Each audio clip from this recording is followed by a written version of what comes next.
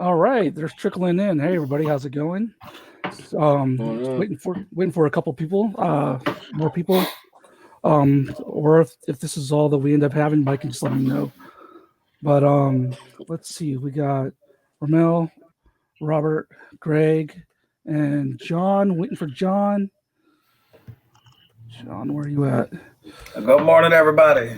Morning, morning, morning, morning. Good All morning. right. So let me see here. Why do I look like I'm ascending into heaven? Hey, You Jim, got that? Yeah. Jim, you go ahead and get started. I will All add right. people as they come in because we only got so much time. That's right. Okay, so we got 40 minutes. Thank you, everybody. Welcome to this panel, our first panel, our second panel, featuring our guests that are creators who, there we go, another one. What's up, George? We've got people here that create worlds, make worlds, destroy worlds to make other worlds and to make things happen, to make entertainment for you and to tell their stories and to basically give creation to their voices. So this is, want to thank Freestyle Comics for hosting us for the Dolla-Thon. All the information for donating is at the bottom on the little scroll. And we'll go ahead and get started with this since we got 40 minutes of creative inspiration. For those of you that want to create comics, that want to create your own worlds, listen to these gentlemen. All right, so we'll start with Greg. Greg, if you don't mind, go ahead and tell everyone who you are and your claim to fame, please. Hi, my name is Greg Burnham. I'm a writer, editor, self-publisher, own a publishing company or two, and I do these books. I always have props with me. So where's the camera? Tuskegee Airs, issue 4 that just recently dropped. Co-creator and co-writer, and then The Search for Sadaka, which I have actually the last day of a Kickstarter campaign right now. Got 21 hours left, and this is I created this and do all of the above with it except for art. I suck at art, so. All right, thank you, Greg. My wife's going to be jealous because I didn't tell her that you were going to be on the panel, and she's a big Tuskegee Air fan. These are the books that we get. She likes to share them with her class, so big influences. So she teaches 5th grade. All right, thank you, Greg. Moving on to Robert. Robert, if you would like to introduce yourself, even more so, and your claim to fame and what people could might recognize you for. Yeah. Thanks for having me on this program or whatever. So, I guess my claim to fame is Route 3. That's my creator owned series. I've done work on Radio Free America. I'm the creator of Mind to Avenge. I wrote Changa and the Jade Obelisk, Retcon, and a bunch of other stuff that's coming down the line. And we actually have some more books coming from Subsume Media, which is another publisher that I'm affiliated with.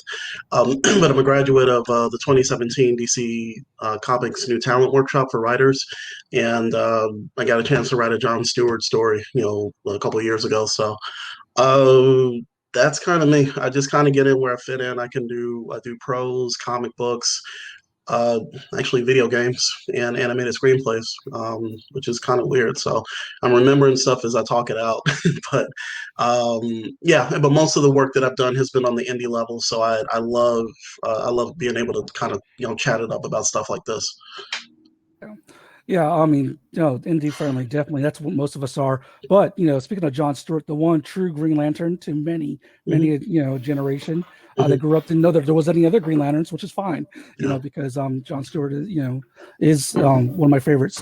Okay, moving on, we're going to go down to Ramel. Ramel, would you like to go ahead and do the honors of introducing yourself further and telling people what they might recognize you for? Good morning, gentlemen. Good morning, everybody watching. I am mostly known for my create your own series, Pink Wing and the Prime Controller. You're gonna also see my stuff across the world available in comic book shops, bigs and tiny, through Black Box Comics. You can just order right from your comic book shops. That's going to be a 5-issue series. I think issue 4 is being released this month. Issue 3 or issue 4, but those books are available across the globe. I got a lot of stuff coming. But right now, Pink Wing, Prime Controller, and Biggs and Tiny is what I'm mostly known for. All right, nice. So 4 issues in, amongst a lot of other things. That is a great problem to have. I'm sure many creators would love to have that, or aspiring creators would love to have that problem. Moving on, we're going to go to George. George, is it George? Is it Geo still? Or have we retired that? Oh, your audio. Go ahead and hit unmute real quick. Whoops. Yeah. Y'all can hear me, right? Yeah, we got you now, man. No, it's either or. Okay. I don't care if you go to George, Geo. So I've called him Geo for years, but I mean, so George, go ahead and introduce yourself and tell everyone your claim to fame. My name is George. I am a webcomic creator, actually, and I'm mostly known for the comic strip Beware of Toddler. And I have a couple others. I also created the web series The Reset Button and the web series On the Grind. In addition to that, I've colored a few books. I've worked on Hero Cats. I worked on a lot of freelance things outside of comics, and a bunch of things I can't talk about yet. But Beware Toddler is what everyone recognizes me as. Yeah. All right, awesome. Beware of Toddler, love that series.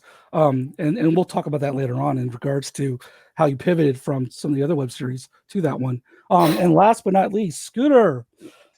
Go ahead and tell everyone who you are further and what your claim to fame is. Hey, what's going on? Name's John Robinson, aka Scooter, aka Scarrets, depending on where you know me from online.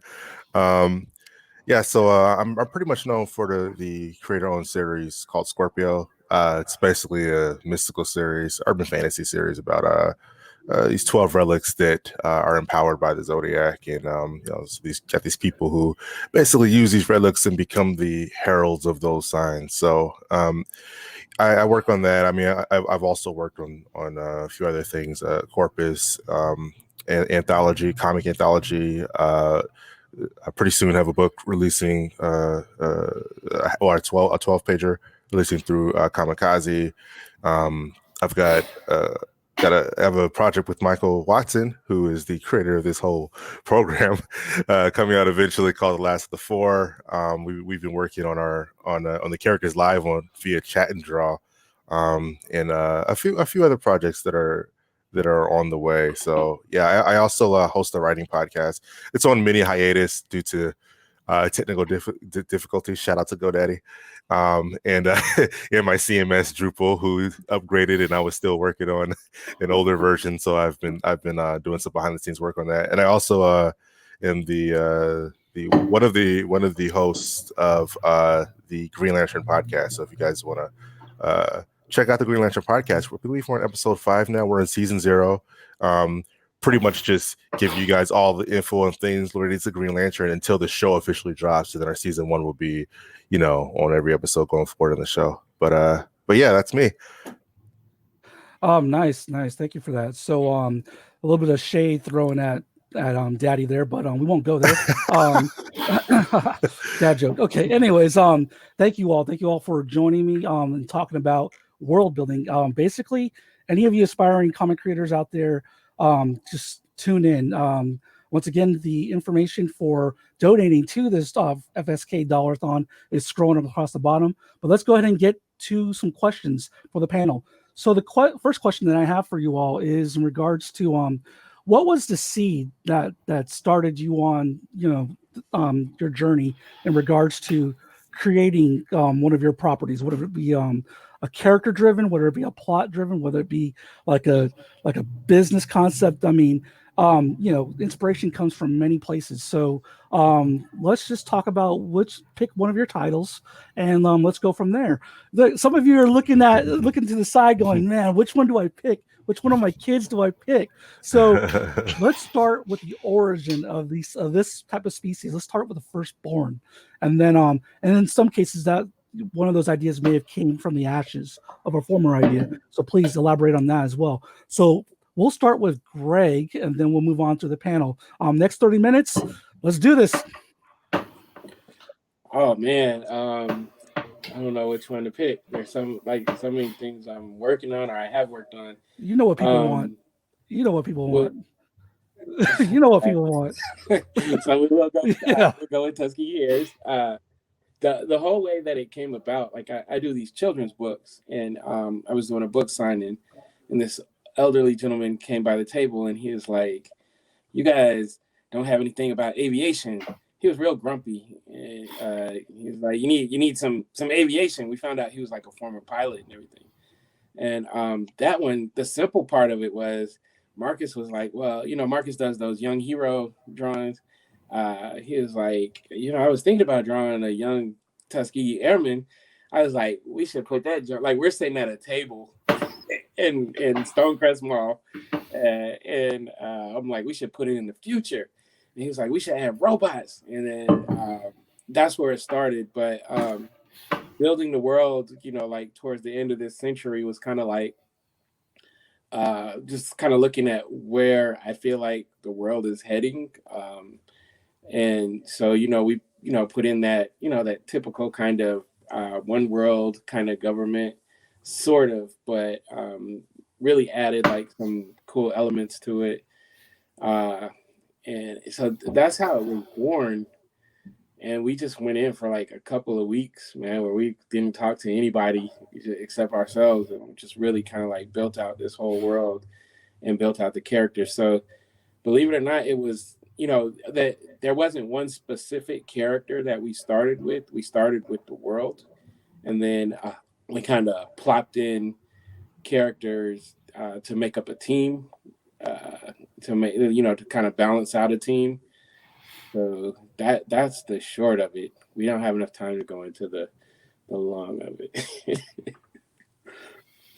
Yeah, no problem. I mean, for people that want to go dive in for more length in regards to Tuskegee Airmen, we'll definitely have you all share your contact info and links to where they can pick up the series and everything. But we'll go ahead and move on to Robert. Robert, in regards to the that seed that that helped you start world building, which of your many projects would you like to share with us? Mm-hmm. Yeah. So for me, I'm gonna talk about a little bit about Mind to Avenge. I think I've kind of worn the origin of Route 3 out just a little bit. But Mind to Avenge it kind of came out of a desire to see some bloody revenge, meted out via Black people. So I kind of got tired of watching cyberpunk, movies or TV shows, or I also wrote on here like action horror movies, and it seemed like we were always kind of in a minority, when it came to, kind of watching or reading this stuff.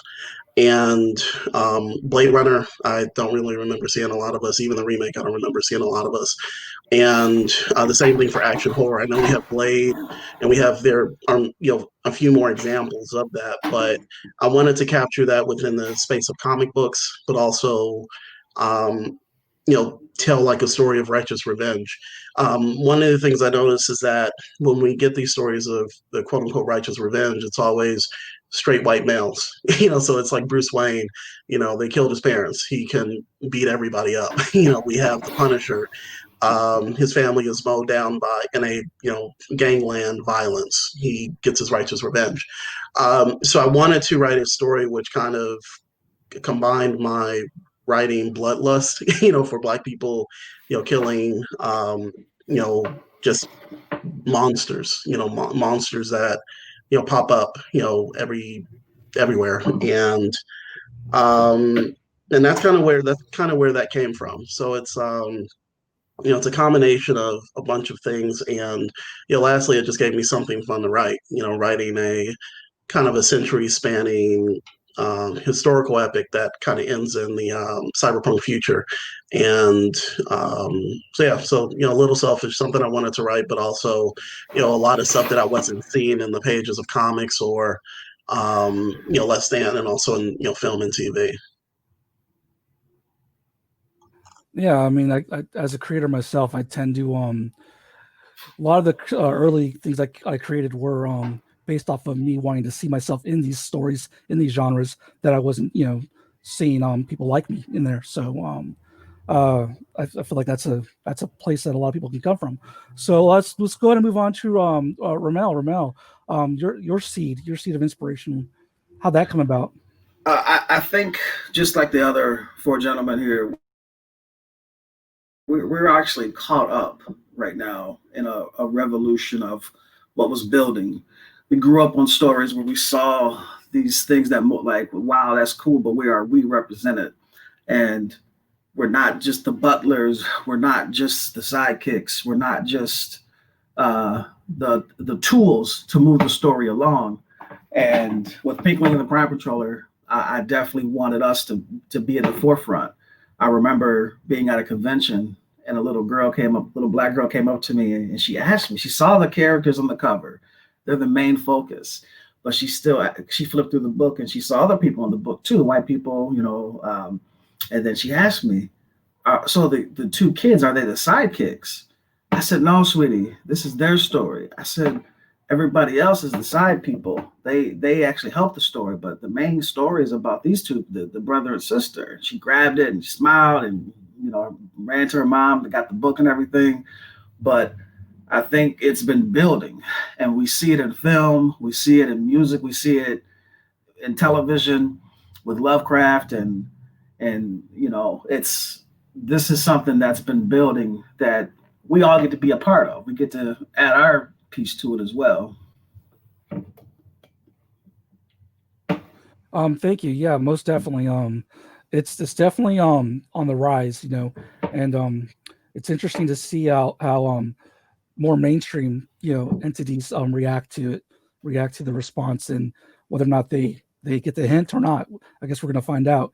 And George, we're moving on to you in regards to the seed of inspiration for your world building. But I also would like you to maybe weigh in on the pivot from your other two web comics versus moving on to something that's more closer to home with Beware of Toddler. Okay. Well, for me, it was well just to begin. Like I've always wanted to do this.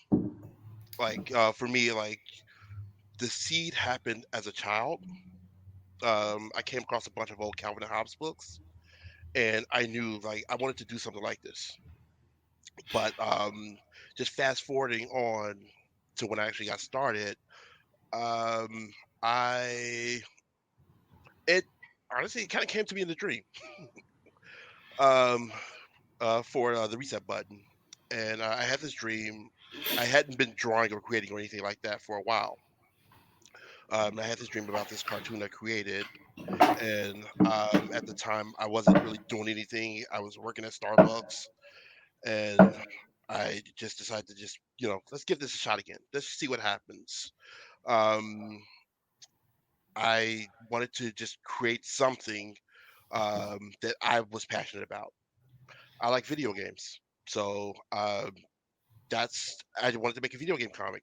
Um, at this time, we had me doing nothing with my life, my love for video games, and around this time is when a lot of adult animation started to come around, like the Family Guys and the Aqua Teens and like the whole Adult Swim lineup. And I thought I can do something like this, and just because I wanted to do something like what they were doing, that's kind of what led me to just start and to just start creating. And that's how I ended up with the first uh, version of the reset button.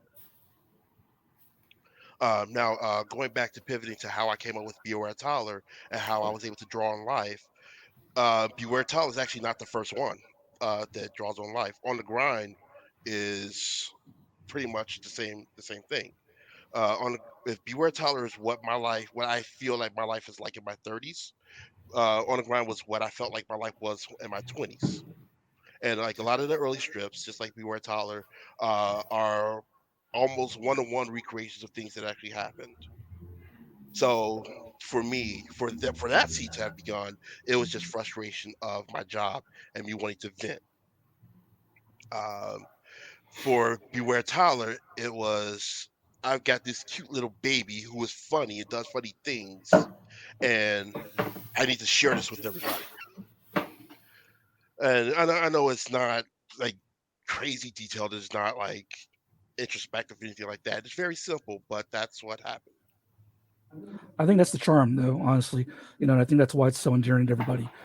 Beware of toddler, and, especially those of us with kids and everything like that. So mine are being quiet right now. We'll see how long that lasts, though. So, but I got locked in the room. Oh, do you? I think my wife may have kicked him outside. We'll see.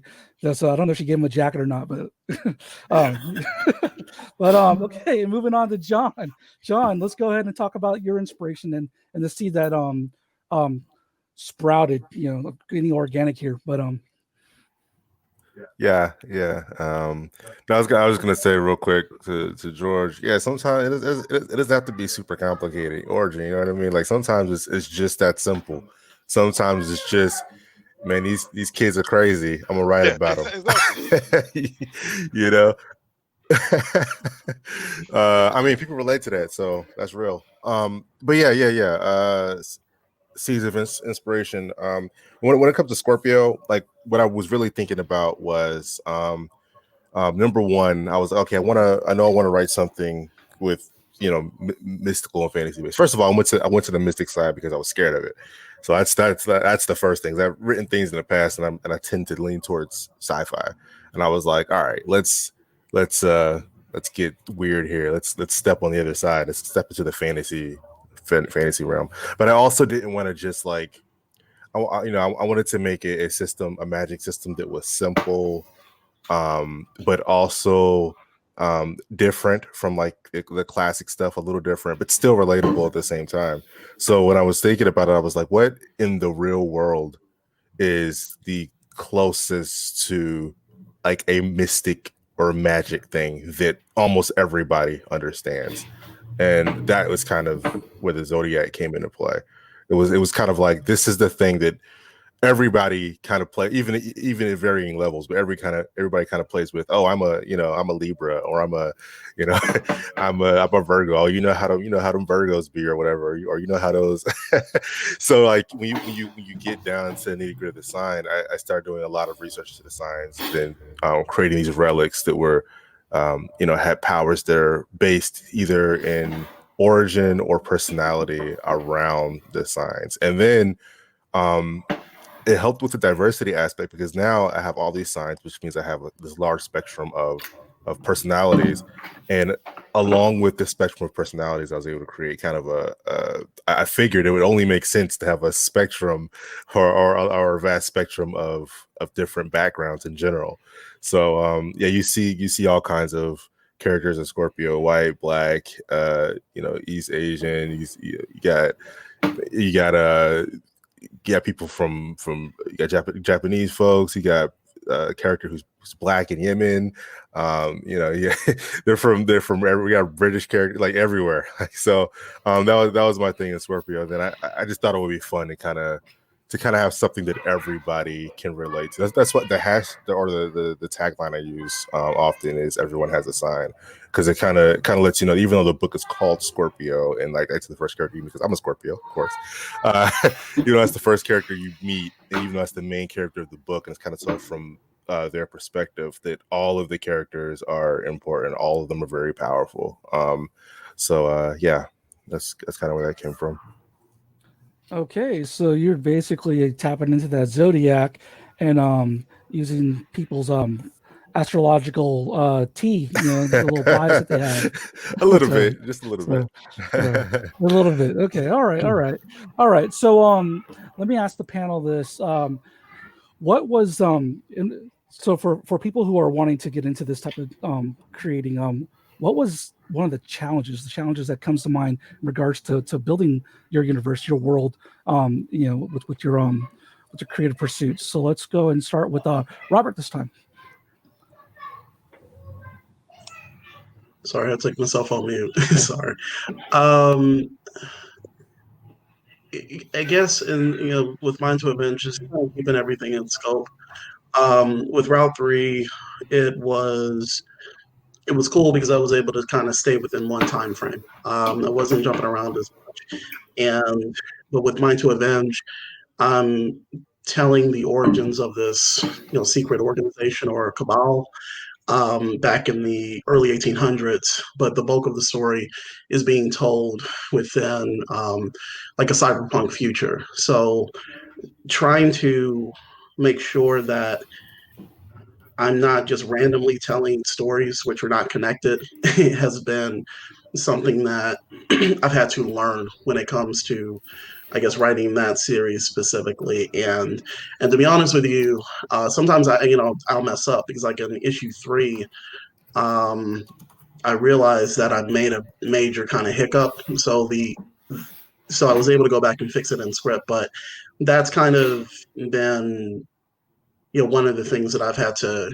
kind of keep up on or keep track of when it comes to writing that series specifically. So. Awesome. And then moving on to Ramel, what's one of the challenges that you faced when it came to world building? Being an artist as well, I don't think people realize the parallel to writing and art. Just like how Robert said, how he kind of messed up something he had to go back and fix. Just like artists have to keep, like when I'm doing my art, on the side, I keep my references of how certain people look to get size relation down, to keep stuff uniform, make sure I'm coloring it right. Storytelling is like that too. When I write, it's like I paint. So I do outlines first. So as long as my like major outlines are hit, and I hit those beats, all the details can go in there. And I keep my notes next to me too, because sometimes you may think something is just a good idea, but then you get caught up in the details and you miss like that good idea you wanted to throw in there. So just keeping those notes ready and handy. And I read my own stuff so much, and just to make sure it makes sense, and to make sure that somebody with fresh eyes can come in and understand what's going on, and then people that have been there are still interested. So that's that balance that's needed. Speaking of balance, Greg, you being the writer who doesn't draw, was there any type of specific challenges in relation to working with Marcus, just when it came to you being the writer versus Marcus being the artist when it comes to story building or just coming up with concepts? No, Marcus and I, we've been working together for almost 20 years. And we have like this kind of continuity between us to where, he's telling story, like he's part of the story as well. So ours always just comes out of, like, we have a unique relationship. I don't really tell people to have this kind of relationship, but we can be totally honest. We can yell at each other. We can tell each other when ideas are crap, and we can say it bluntly and then not have any, feelings about it, so that helps us to be able to kind of sharpen each other. But because we're both, it's almost like we're telling the story as one. So we don't have those issues. The biggest, to the original question, I think the biggest issue for me was like, I'm writing this thing that takes place like well in the future, but it's kind of based on, actually, like real history. So the timelines and trying to make sure there's all this continuity, because this is this series is, an epic. It's going to take a long time, obviously, to get issues out, but also it's going to take a long time, to run its course.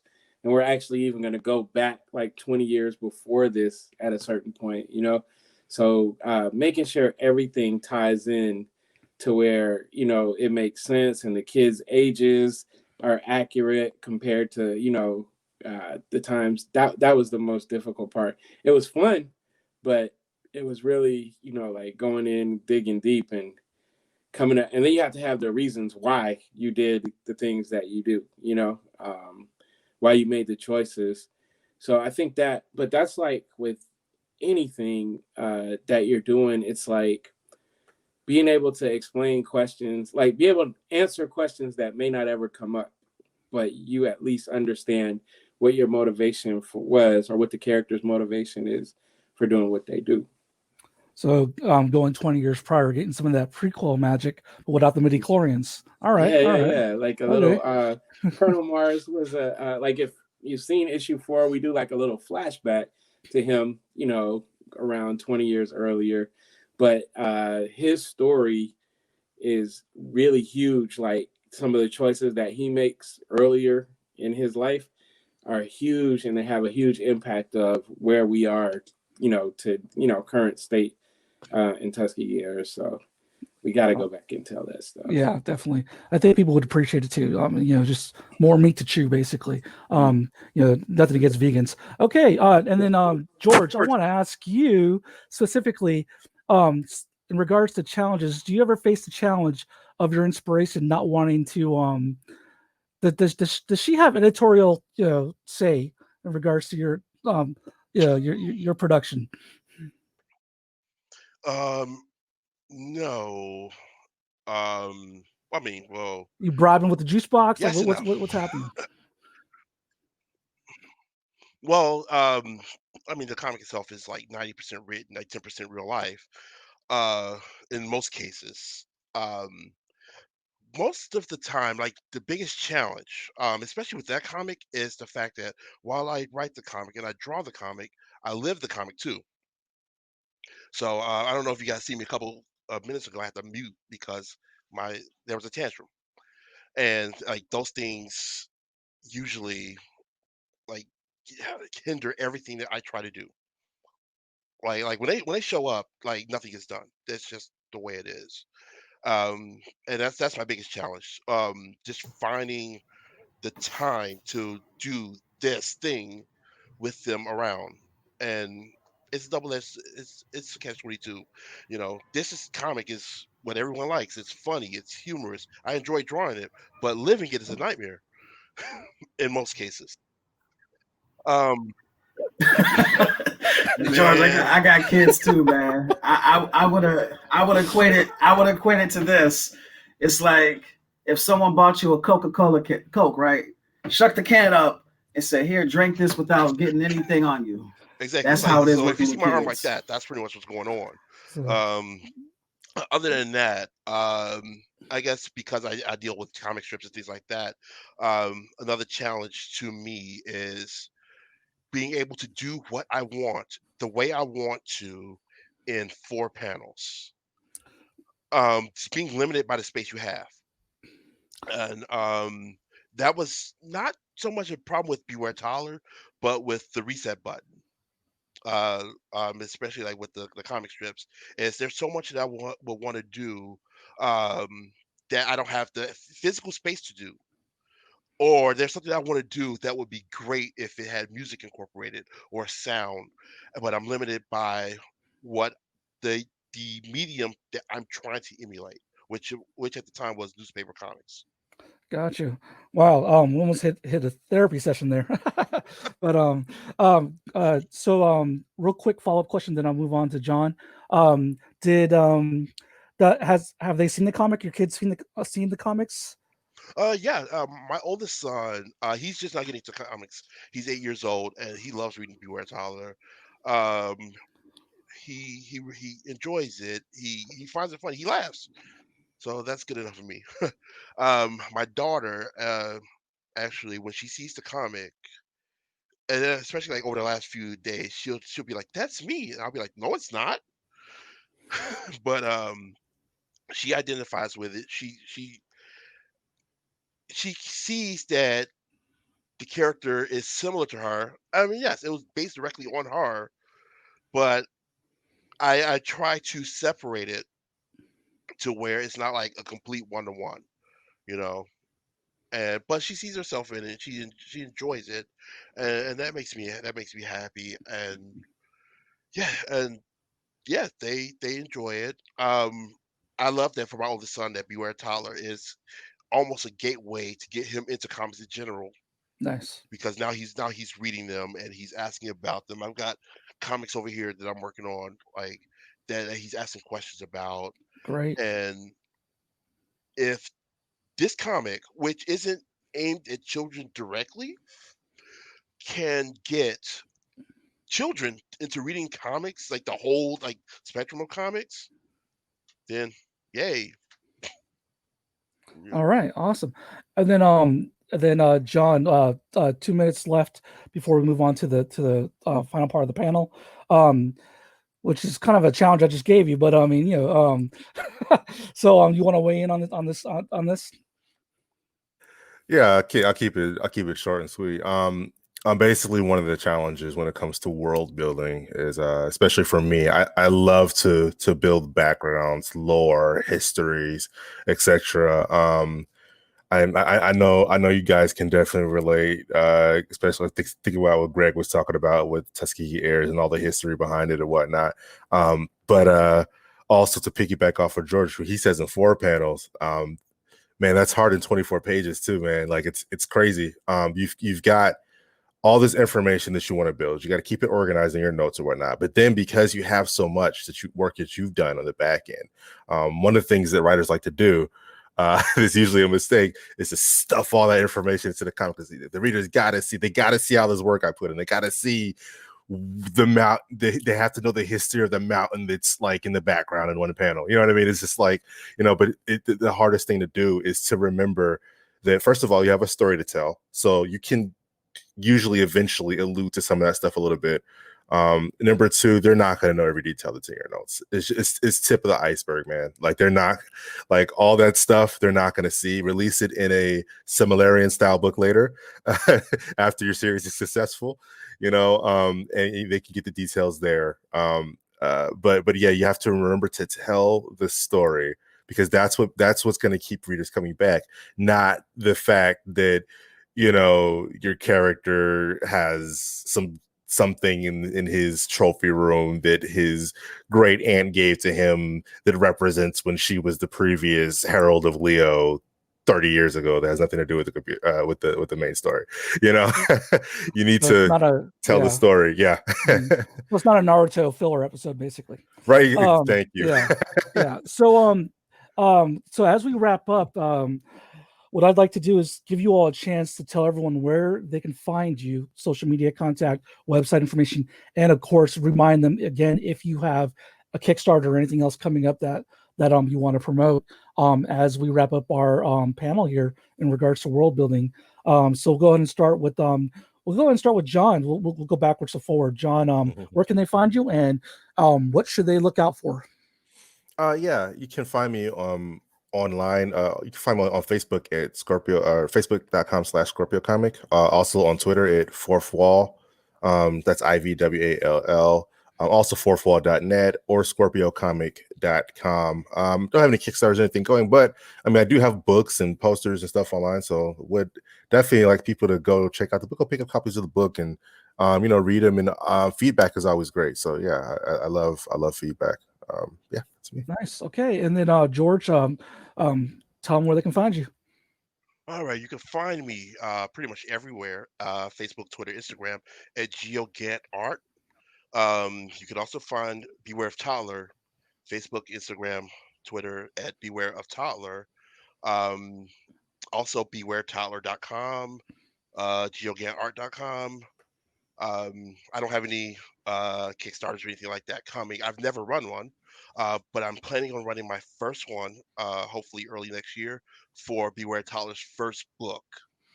It's going to be the first year of comic strips combined with a children's book. Nice. All right, and Ramel? I'll make sure you unmute. There you go. I'm simple. Just Ramel Hill on Instagram, Facebook, Twitter. I have no Kickstarters coming yet. I need to wrap up my previous campaign. But 2021, look out for the title Collapse Worlds. It's going to be, I think it's like 13 different indie creators in one book. I have Reset Button on there and a chapter as well. It's going to be pretty dope. It's going to be very dope, actually. Some good stuff coming. Okay. And Robert? Yeah, my website is Robert K. Jeffrey, JEFFREY.com. It's robertkjeffrey.com. Facebook and Instagram, it's Robert K. Jeffrey, and it should be the same for both.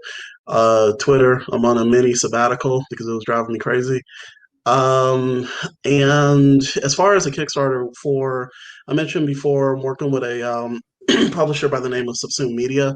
We did client work for an indie game app developer and for a game called Armidas, which promotes STEM and also gives a very interactive gaming experience. But we wrote a comic book set within that world, which I'm pretty excited about. But we'll have a Kickstarter that launches next Wednesday on the 24th, I think.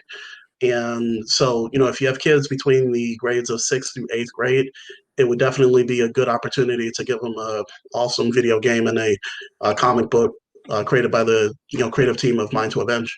And in 2021, I'm taking a huge leap out by myself to do Kickstarters for Route 3, Issue 4, because it's been languishing too long.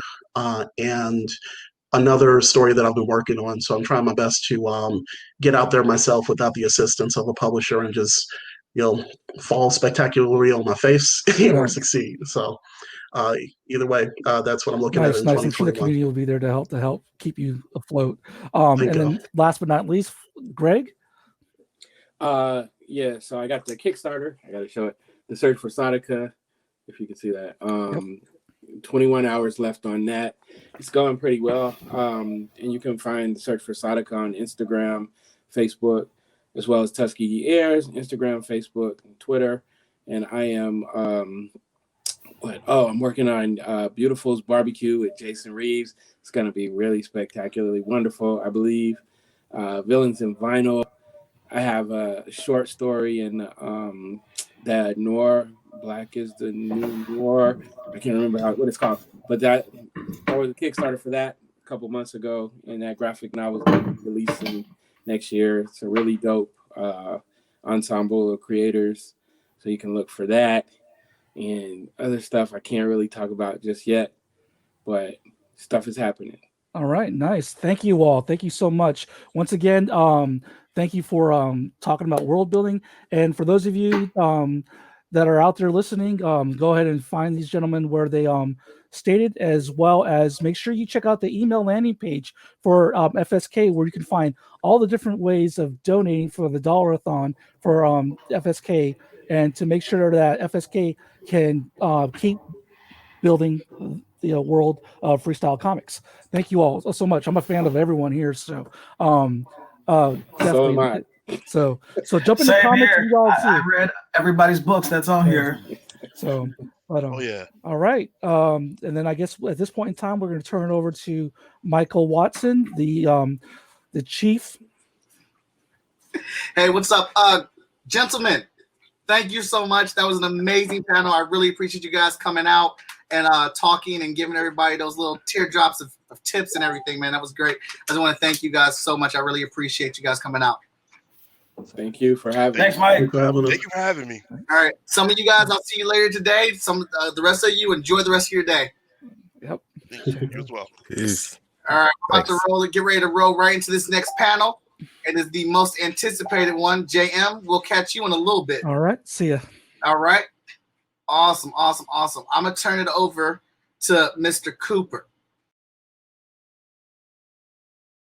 Everyone. So I think are we on time, or we got a few minutes before we get moving forward to the We got 2 minutes. All right, so before we start the panel, again, today is FSKDAY. Thank you for joining us. Please make sure that you share these live videos. That's a great way to support and help build things up for us. We've got running at the bottom all the different ways that you can donate if you're willing to donate, whether it's through Venmo, Cash App, PayPal. You're going to send it through Facebook. You can send payment through Facebook. There's just so many ways that you can support us. There's also ways you can go out there and support through either buying some of the new shirts we have available through TeePublic. You can actually go out to shortfusemediagroup.com and you can pick up all of our titles that have been released. That includes physical books or $2 digital. You buy those $2 digital books and you'll get a link immediately to read those PDFs as you maybe you need to learn a little something new about FSK that you didn't know before, and as you enjoy these panels. But it definitely a shout out so far to Andrew Duggan, who is just always a huge supporter of what we do, not just at FSK, but for Short Fuse Media. And so far, he's just come in very large today with, he's bought 3 issues of Vigilance. He's bought 2 prints, the 2 exclusive prints we have. And he picked up 3 shirts. 3 shirts for us from TeePublic for the new shirts. We have some shirts out there that are only exclusive today. If you don't get them today, you won't be able to get them. This is the only time you get them is through FSK Day 2020. So when I look here right now, it looks like we've got 2 people backstage that's going to be joining us for the panel. I was going to run a commercial while we wait for the other people. All right, we'll wait before we get started. All right, because this is going to be a good one. But let's go ahead and do some of that things that we like to call branding. And so in case you didn't know, I'm from Short Fuse Media Group.